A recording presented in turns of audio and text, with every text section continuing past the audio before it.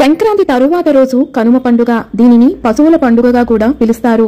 పశువులు ఉన్నవారు ఆ రోజున వాటిని శుభ్రం చేసి అలంకరించి మంచి ఆహారం పెట్టి పూజిస్తారు. ఈ కనుమ పండుగ రోజు నుంచి ఉత్తరాయణ పుణ్యకాలం ప్రారంభమవుతుంది. ఈ రోజున చనిపోయిన పెద్దలు బయటికి వస్తారని, వారిని తలుచుకుంటూ ప్రసాదాలు పెట్టాలని ఒక ఆచారం ఉంది. కనుమ రోజు మినుములు తినాలి అన్న సామెత వెనుక కూడా ఒక అంతరార్థం ఉన్నది. కనుమ రోజున పితృదేవతలని స్మరించుకుంటూ తర్పణాలు విడిచి గారెలను వండుకొని తినాలి. అలాగే సూర్యుడు ఉత్తరాయణంలోకి మారే ఈ సమయంలో క్రమేపీ వాతావరణంలోని ఉష్ణోగ్రతలు పెరుగుతూ ఉంటాయి. కాబట్టి మినుములు అందుకు అనుగుణంగా శరీరాన్ని సంసిద్ధం చేస్తాయి. మినుములు తింటే ఒంట్లో వేడి పుడుతుంది.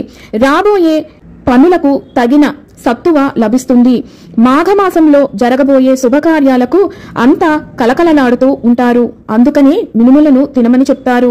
పొద్దున్నే పశువులను పూజించడం, మధ్యాహ్నం పితృదేవతలకి ప్రసాదం పెట్టడం, కలిసి ఆనందంగా గడుపుతూ భోజనం చెయ్యటం, ఇవన్నీ కూడా ఈ రోజున చేస్తారు. కాబట్టి విశ్రాంతి తీసుకొని మర్నాడు ప్రయాణించమని చెబుతారు. అందుకే కనుమ రోజు కాకి కూడా కదలదు అన్న సామెత పుట్టి ఉండవచ్చు. కనుమ రోజు ప్రయాణం చేయకూడదు అని పెద్దలు చెప్పిన మాట వెనుక ఇంత కథ ఉన్నది.